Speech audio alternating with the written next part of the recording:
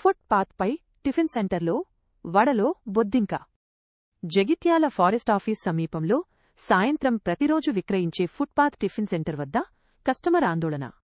తాను కొనుగోలు చేసి ఇంటికి తీసుకెళ్లిన వడలో బొద్దింక రావడంతో టిఫిన్ సెంటర్ నిర్వాహకులపై ఆగ్రహం.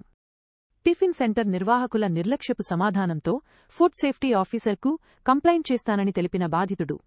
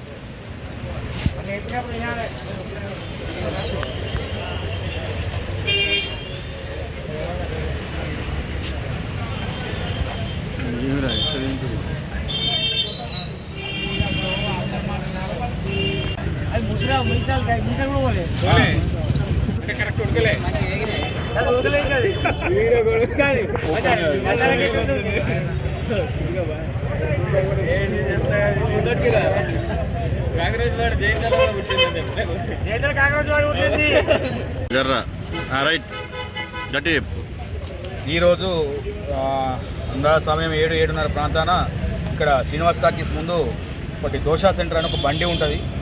ఒక ప్లేట్ ఇడ్లీ ఒక ప్లేట్ వడ తీసుకుని పోయినాము. ఇంటికి పోయి పార్సల్ ఓపెన్ చేయగానే వడతో పాటు బొద్దింక కాలిపోయి మీదనే ఉంది. ఏంటని వచ్చి ఆ యజమానాన్ని ప్రశ్నిస్తే ఇప్పుడు ఏం చేయమంటావని దురుసుగా మాట్లాడుతూ కళ్ళు చల్లబడ్డాయా అదని మాట్లాడుకుంటూ మమ్మల్ని బెదిరిస్తున్నాడు.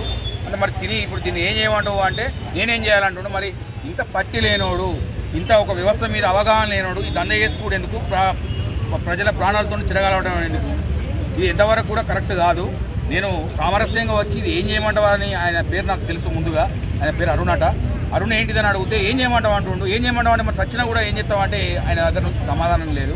వర్షాకాలం పురుగులు వస్తాయి అంటుండు. వర్షాకాలం పురుగులు వస్తే దంద బంద్ చేసుకొని ఇంట్లో వండుకోవాలి. కానీ మా పేద ప్రజలతో నువ్వు ప్రాణాలతో తినగలవడం అవుతావా? సరే వర్షాకాలం బొద్దింకలు వస్తాయి.